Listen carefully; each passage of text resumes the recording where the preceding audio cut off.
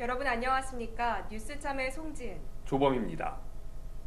서울시는 지난 10월 28일 서울광장에서 서울시 브랜드 선포식을 열고 서울시의 새로운 브랜드로 너와 나의 서울이라는 의미의 아이서울유를 공식 선정했습니다.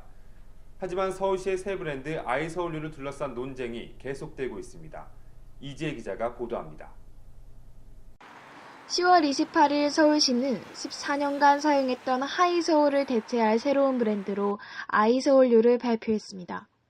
아이서울유는 너와 나의 서울이란 뜻으로 시민 아이디어 공모전을 통해 선정된 최종 후보 3개 가운데 총 13만 5천여 명의 시민이 투표를 거쳐 선정되었습니다. 하지만 이러한 서울시의 새로운 브랜드에 누리꾼들은 영어 문법이 맞지 않고 콩글리시라는 회의적인 의견을 보이고 있습니다. 아이서울유 구호가 이렇게 영문과 그다음에 표현 방식도 로마자로 이렇게 말도 영어로 돼 있는 거, 영어로 이렇게 표현을 해놓은 거고, 한 나라까지는 아니더라도 한 수도의 어떤 그런 정체성을 표현하는 방식 자체가 영어가 우선으로 이렇게 표현된다는 것에 대해서 굉장히 좀 안타까워. 또한 정작 서울 시민들도 아이서울유의 뜻을 파악하기 어렵다는 여론입니다. 아이서울유가 서울을 대표하는 문구로 보기에는 영어로 사용되어서 조금 정체성을 담지 못한다는 느낌이고요. 그리고 영어로 했다면 문법상으로도 문제가 있어서 과연 외국인들이 제대로 이해할 수 있을지에 대해서 조금 의문이 듭니다. 서울을 대표하는 서울의 새로운 브랜드 아이서울유가 과연 서울의 고유한 브랜드로 자리 잡힐 수 있을지 앞으로의 상황이 주목되는 바입니다. 뉴스참 이지혜입니다.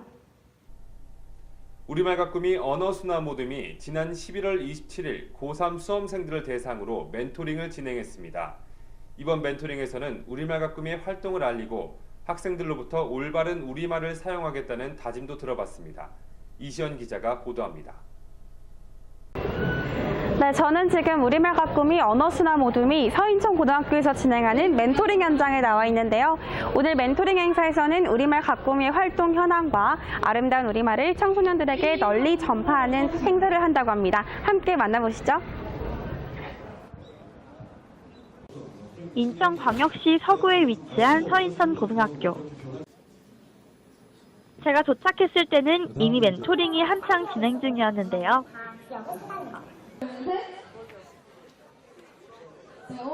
우리말 가꾸미가 어떤 일들을 하는지 알리고 학생들과 우리말 맞추기 놀이를 하는 모습도 볼 수 있었습니다. 학생들의 소감 들어보시죠. 상품 받아서 기쁘고 이거 친구들이랑 잘 쓰고 앞으로 우리말에 대해서 더 자세히 알 수 있을 것 같아요. 관심도 가지고. 그래도 되게 재밌었고 다음에 이런 기회 또 있으면 또 하고 싶어요. 오늘 한글에 대해 더 자세히 알게 되어서 기뻤고요. 너무 뜻깊은 하루가 된 것 같습니다. 아리아리! 네, 준비 나름대로 열심히 해서 이렇게 강연하러 오게 됐는데 학생들도 참여 열심히 해주고 그래서 좋은 결과로 마무리할 수 있는 것 같아서 되게 뿌듯하고요. 이제 가꾸미 활동 마무리할 때 다들 가는데 앞으로 더 이런 기회가 있으면 더 열심히 참여할 수 있었으면 좋겠습니다. 우리말 가꾸미 아리아리! 현재 우리 한글을 사랑하고 알리는 단체가 많이 있습니다. 우리말 가꾸미도 한글을 알리는 단체 중 하나인데요. 우리말 가꾸미 못지않게 한글을 사랑하고 널리 알리는 청년단체가 있다고 합니다. 아리랑스쿨에 대해 알아보겠습니다.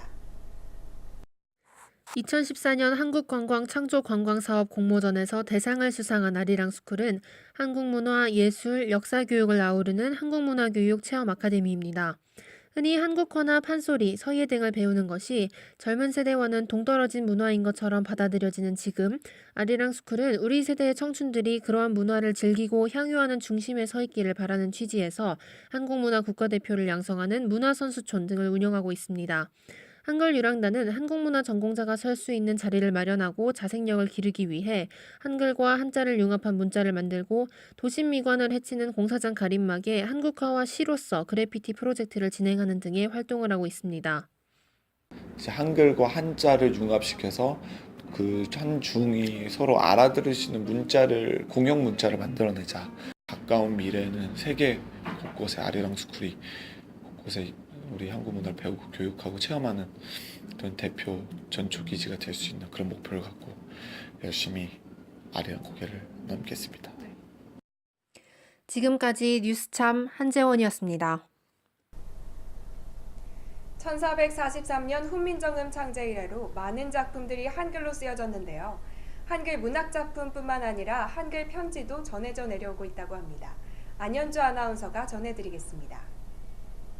안녕하세요. 안현주입니다. 1443년 훈민정음 창제 이후 한글로 쓰여진 수많은 작품들이 등장했죠. 저희는 그 중에서도 추운 겨울 마음을 훈훈하게 덮여줄 조선시대 편지 2장을 가져왔습니다. 이 편지를 보면 필체가 어린아이가 쓴 듯 서툴고 행과 열도 들쑥날쑥합니다. 이 한글 편지를 쓴 주인공은 다름 아닌 조선의 22대 왕 정조입니다. 8살의 어린 정조는 큰 외숙모인 여웅 민씨에게 안부를 묻기 위해 편지를 썼다고 합니다. 1998년 4월 묘지를 이장하던 중 1586년에 31살의 나이로 죽은 이응태의 미라가 발견되었습니다. 그 묘지 안에서는 그의 아내가 쓴 애절한 한글 편지가 미라의 가슴 위에 놓여 있었습니다. 외숙모께 안부를 묻기 위해 편지를 쓴 정조. 먼저 간 님을 그리워하며 쓴 애틋한 편지. 오늘은 이 2편의 조선시대 편지를 살펴보았는데요. 한 해를 마무리하는 12월. 소중한 사람에게 진심을 담아 편지 한 통 써보는 건 어떨까요? 지금까지 안현주였습니다. 지금까지 우리말 가꾸미 뉴스참이었습니다. 뉴스참을 사랑해주신 여러분 고맙습니다.